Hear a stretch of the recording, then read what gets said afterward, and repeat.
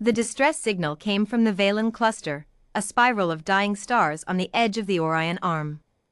It was not a clean broadcast. It was a scream. Fragmented, desperate, layered over 17 frequencies simultaneously, a technique no spacefaring civilization used anymore because it burned out entire communication arrays just to send. The Galactic Alliance had a word for this kind of transmission. Velkara. The last cry. It meant whoever was sending had nothing left to lose. Commander Zyrex Thorn of the Galactic Alliance received the signal at 0300 station time. He stood at the center of the Eternal Resolves bridge, his forearms locked at his sides, his iridescent eyes scanning the decoded fragments rolling across the tactical display. The Drath Empire, an aggressive, centuries-old power with a fleet of 600 warships, had surrounded the Valen homeworld. 12 billion souls. No defenses left. The planetary shields had collapsed 48 hours ago. Zyrex had already calculated the response time of every Alliance member fleet. The Crethean Armada, 19 days out. The Sulari Defense Wing, 22 days. The Orinthian Collective, 11 days, but their ships were slow, ceremonial, built for diplomacy, not war. None of them would arrive in time.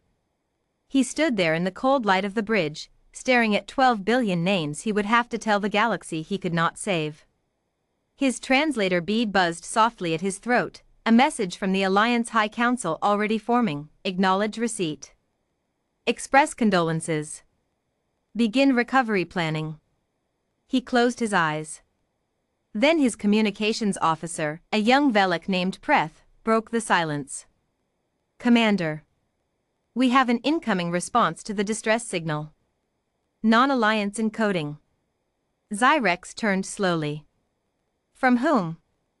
Pretha's fingers trembled slightly over the console. Humans, sir. It is Admiral Ethan Cross of the Terran Unified Fleet. He is already moving. Admiral Ethan Cross was not a man who wasted time on disbelief. He had received the Velkara signal 17 minutes after Zyrex, delayed by distance, and in those 17 minutes, he had done 3 things. First, he had verified the signal's authenticity. Second, he had pulled up every tactical chart of the Valen cluster he had. Third, he had ordered his fleet to move. The Terran Unified Fleet was not the largest in the galaxy. Humanity had only been a spacefaring species for 83 years. Their ships were young by galactic standards, only 4 generations of hull design, still figuring out gravity plating, still arguing about whether artificial intelligence should have voting rights on long-haul missions. But what the human fleet lacked in age, it compensated for in something the galaxy had no proper word for. Audacity came close. Recklessness was what the Cretheans called it. The Sulari used a phrase that roughly translated to performing violence with enthusiasm. The Orinthians, who had studied humans the longest, simply called it the burning. That particular quality in the human soul that looked at an impossible situation and, instead of calculating survival odds, started sharpening a knife. Admiral Cross stood on the bridge of the TUFS Relentless, a name that had not been chosen by accident, and pulled up the Drath formation data. 600 warships. Experienced commanders. A fleet that had conquered 11 star systems and had never once retreated. His tactical officer, Lieutenant Sarah Voss, looked up from her station. Admiral. The Drath fleet outnumbers us 4-1. Their shielding technology is 2 generations ahead of our hull plating. Estimated engagement casualty rate at current heading? I know the numbers, Voss. Sir, it's 93%. I heard you. She stared at him. The bridge went very quiet. Cross studied the Valen star system on the holographic display. He traced the asteroid belt with one finger. He looked at the Drath fleet formation, tight, confident, built like a wall. He looked at the distance. He looked at the time. Then he smiled. Not a warm smile. Not a reassuring smile. The kind of smile that made his crew both terrified and ready to follow him into the dark between stars. "They've never fought humans before," he said quietly. "Voss. Prep the mass driver rounds. All of them. Martinez, calculate a slingshot trajectory around the cluster's gravity well. I want us coming in at an angle the Drath think is physically impossible. Chen, get me a channel to Commander Zyrex Thorn." When Zyrex answered the channel, he expected diplomacy. Perhaps a condolence. Perhaps an offer to help with post-battle recovery.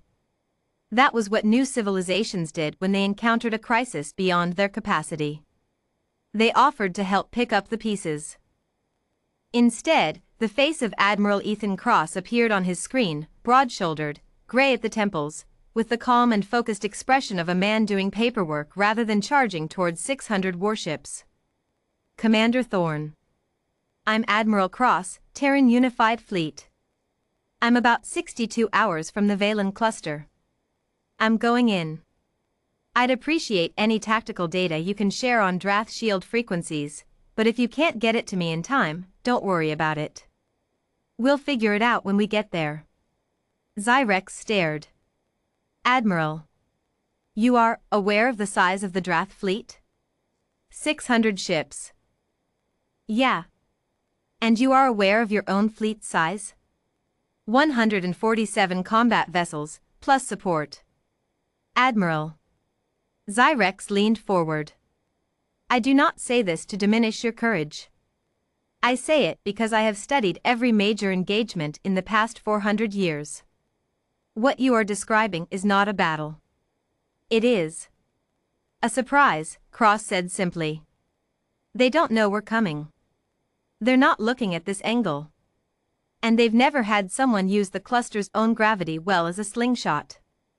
We'll be moving at a velocity their targeting systems won't compensate for fast enough." He paused. "Also, we've got something Drath commanders historically underestimate." "What is that?" Cross leaned closer to the camera. "We do not stop." The galaxy watched. That was the thing nobody had anticipated, that humanity would broadcast their approach openly. Cross had opened a wideband transmission across the entire Valen cluster, the Drath fleet channels included.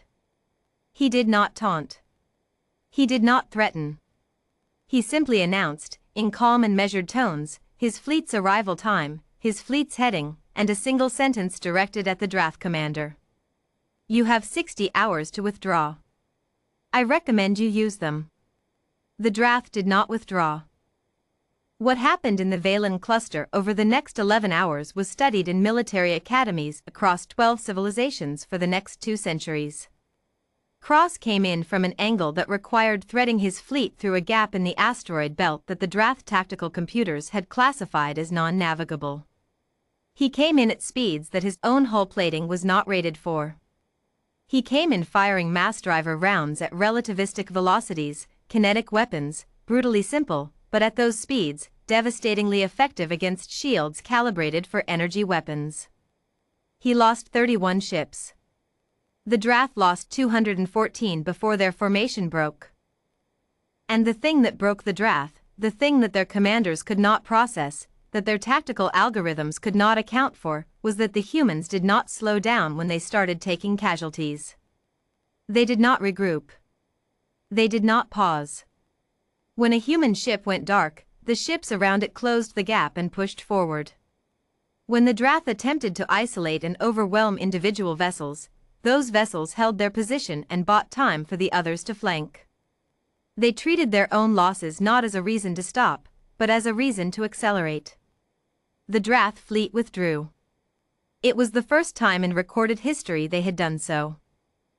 When it was over, Commander Zyrex Thorn finally reached Admiral Cross on a secure channel. The human looked tired. There was a cut above his left eye that someone had hastily bandaged. Behind him, the bridge of the Relentless was controlled chaos as crew running damage assessments, engineers shouting numbers, someone in the background laughing for reasons Zyrex could not identify. "You saved them," Zyrex said. Cross nodded slowly. "Lost good people doing it. Yes. Zyrex was quiet for a moment. Admiral. I have studied warfare for 40 years. I have never seen what I saw today. I do not have a word for it. Cross looked at him steadily. We do. What is it? The Admiral glanced back at his crew, battered, exhausted, already arguing about who was buying the first round when they got home. Showing up, he said. The galaxy did not forget. In the years that followed, when new civilizations reviewed the Valen engagement, the detail they returned to, the one that unnerved even the most stoic diplomatic analysts, was not the velocity, not the tactical brilliance, not the audacity of the approach vector. It was the transmission logs from inside human vessels during the battle. Because the crew of the Relentless had been talking to each other the whole time. Jokes. Encouragements. Someone singing, badly, over a damaged comms channel. A weapons officer narrating her own firing solutions like she was calling a sporting event. They had not been afraid. Or rather, and this was the part that truly frightened the galaxy, they had been afraid, and they had come anyway. That was the thing no civilization had quite managed to explain about humanity. They knew exactly what they were walking into. They walked in anyway.